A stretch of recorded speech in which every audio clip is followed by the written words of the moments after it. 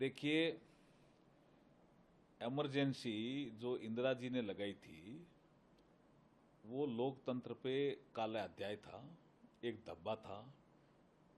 इसको तो सबने माना ही है, लेकिन नई जनरेशन को ये जानकारी होनी चाहिए कि संविधान की हत्या उस समय इंदिरा जी ने कैसे की,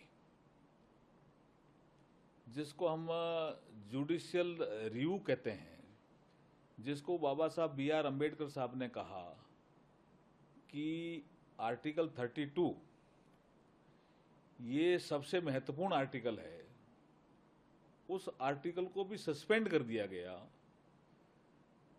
नागरिकों के मौलिक अधिकार भी समाप्त कर दिए गए। प्रेस पे सेंसरशिप लग गई। विपक्ष के नेताओं को जेल में डाल दिया। कोई इंदिरा जी के खिलाफ बोल नहीं सकता। ऐसा कालखंड है क्या? अभी क्या बात कर रहे हैं ये विपक्ष के लोग? मुझे तो लगता है कि अगर ऐसा कालखंड आपको पसंद है तो वो आपको मुबारक।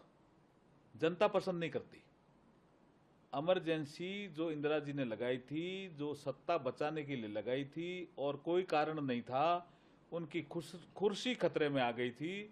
इलाहाबाद हाई कोर्ट का एक फैसला आया, उसके बाद वो सुप्रीम कोर्ट में भी मामला गया। सुप्रीम कोर्ट ने कहा कि ये संसद सदस्य तो रह सकती है लेकिन वोट नहीं दे सकती, इनका चुनाव अवैध घोषित हो गया। तो जब ऐसी परिस्थितियां बनी देश में, तो उसका मतलब क्या? कुर्सी खतरे में थी ना। तो कुर्सी को बचाने के लिए इमरजेंसी लगाई। अगर ऐसा उनको पसंद है मल्लिकार्जुन खड़गे साहब को और राहुल गांधी जी को, तो वो उनको मुबारक। देश पसंद नहीं करता ये चीजें, लेकिन नरेंद्र मोदी जी ने संविधान हत्या दिवस के माध्यम से ये यंगर जनरेशन को समझाने का प्रयास किया कि ऐसा भी कालखंड था जब आप किसी के खिलाफ बोल नहीं सकते। मैं तो राजस्थान से आता हूं, इमरजेंसी का कालखंड देखा। मैं तो उस समय टेलीफोन एक्सचेंज में ऑपरेटर था। संजय गांधी हमारी बीकानेर यात्रा करते हैं। किस पोस्ट पे थे वो जी?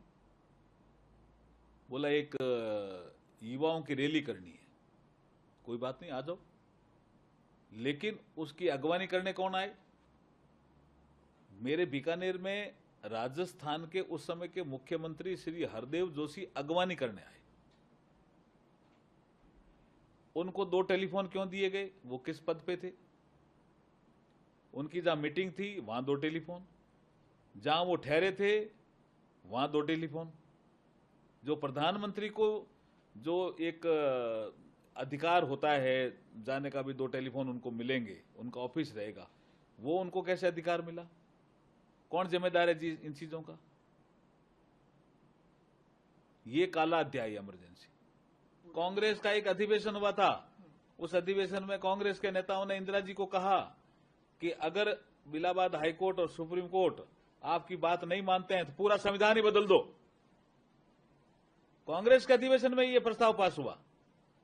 किस मुंह से बात कर रहे हैं वो कांग्रेस के लोग अब?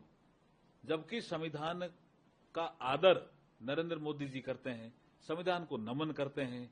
खाली संविधान संशोधन उन्होंने जो हमारे सामाजिक और आर्थिक विषय थे, जो डेवलपमेंट के लिए जरूरी थे, उनके लिए किया। जैसे ओबीसी कमीशन को संवैधानिक दर्जा देना था, इसलिए किया। ईडब्ल्यूएस 10% रिजर्वेशन देना था, इसलिए किया। SC/ST का रिजर्वेशन 10 साल के लिए बढ़ाना था, इसलिए किया। वुमेन रिजर्वेशन देना था, इसलिए किया। हम तो सामाजिक जो हमारा आर्थिक चिंतन आगे चल रहा है देश का, उसके अनुसार की उन्होंने कुर्सी बचाने के लिए किया। उन्होंने 5 साल कार्यकाल होता है लोकसभा का, उन्होंने कहा 6 साल होगा। क्यों भाई? संविधान निर्माताओं ने कहा था क्या? तो संविधान कौन बदलने की इच्छा रखते हैं? कांग्रेस।